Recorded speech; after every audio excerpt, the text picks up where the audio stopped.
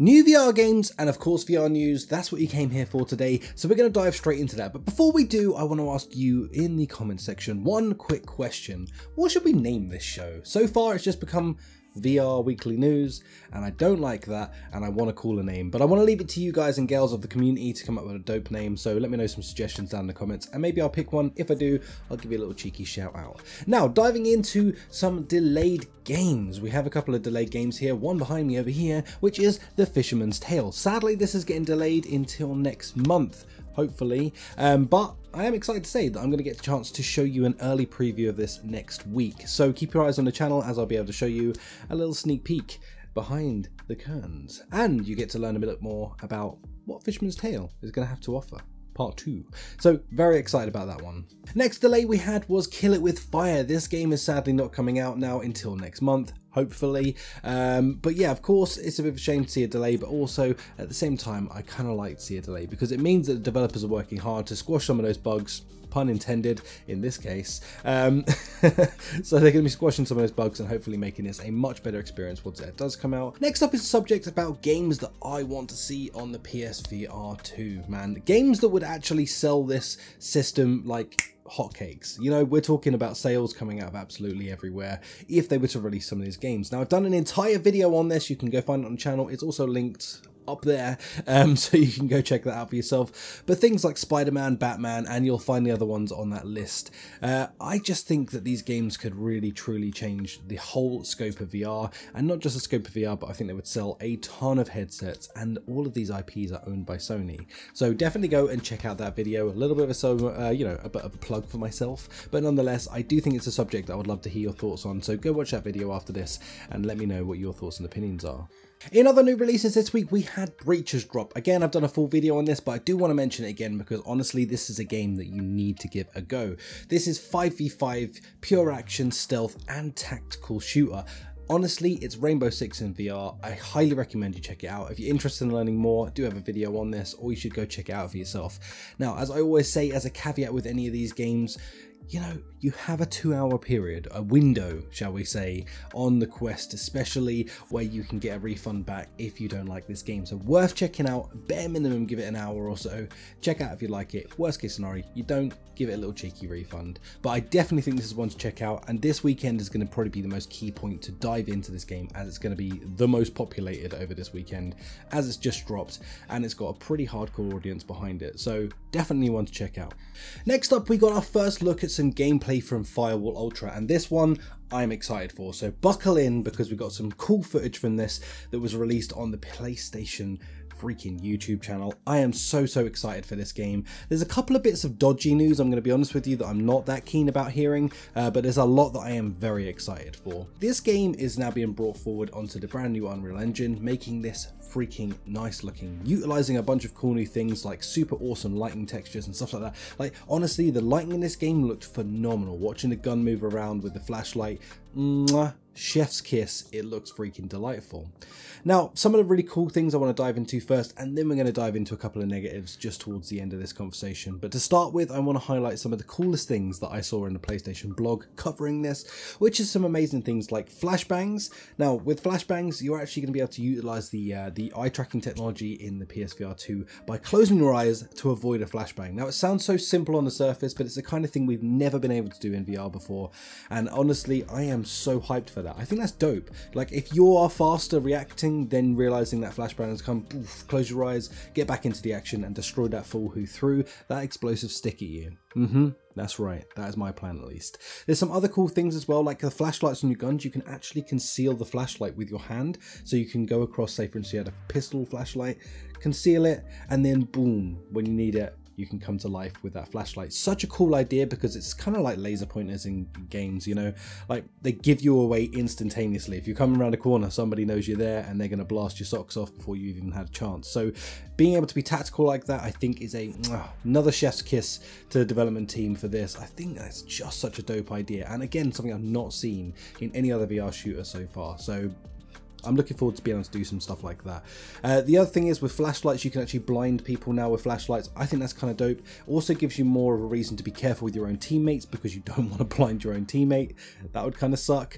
But in real life, if your eyes are adjusting from like light to dark, it 100% does wreck your eyes. So cool to see that stuff like that's been implemented into this.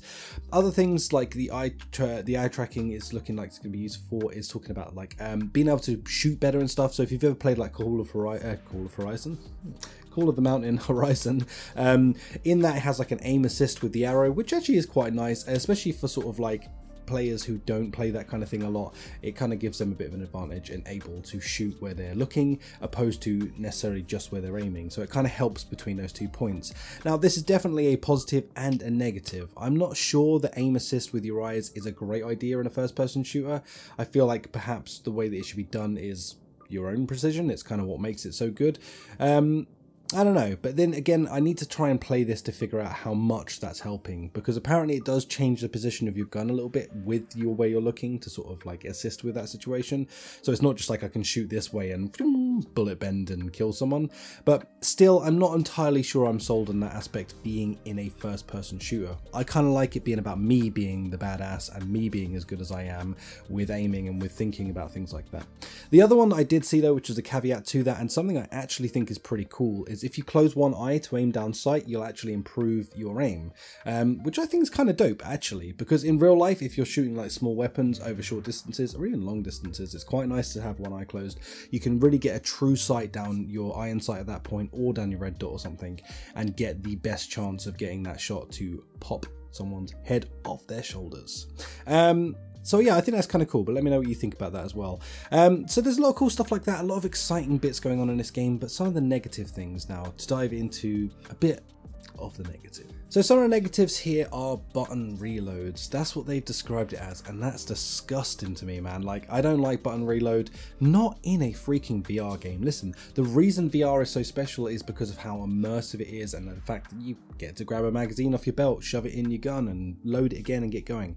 All those things add to an immersion level, and if you're going for a game like this that's clearly searching for like a high immersion value, man, it kind of sucks. I really hope that it's a toggle option so we can not have to do that. I think it shouldn't be in the game because it kind of gives someone else a massive advantage over you if they have that on and you don't, because, you know, at the end of the day, if they can reload in mere seconds but you're fumbling a clip in, it's just going to get you killed. So it just kind of sucks. I really don't want to see that in games. I'd love to see them take it out of there. I would have thought that they would have learned some of these mistakes with past games that this company's made. You know, Solaris, looking at you.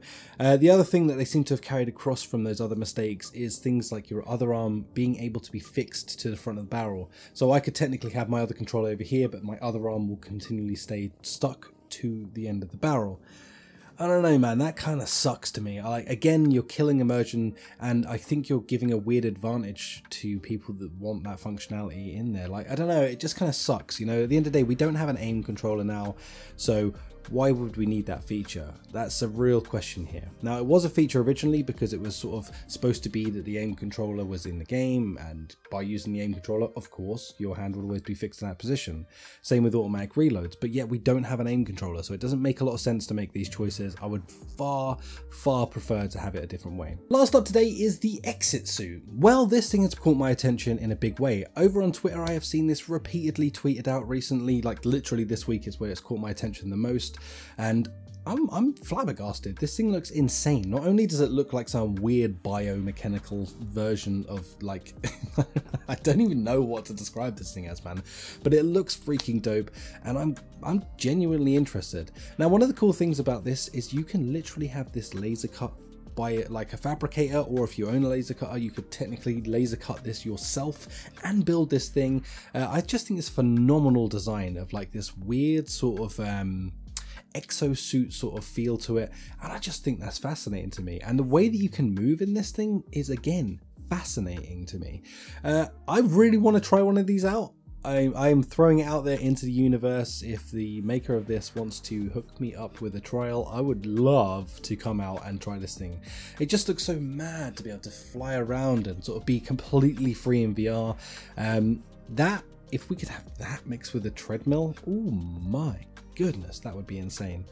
But yeah, I don't know, because the thing is, a lot of the VR treadmills and stuff like that that are out at the moment, they just don't appeal to me massively, as, I don't know, they kind of seem very restrictive almost, but something like this kind of just seems super interesting to me. I don't know if I'd want it in my house, but I definitely would want to have a go on one, bare minimum.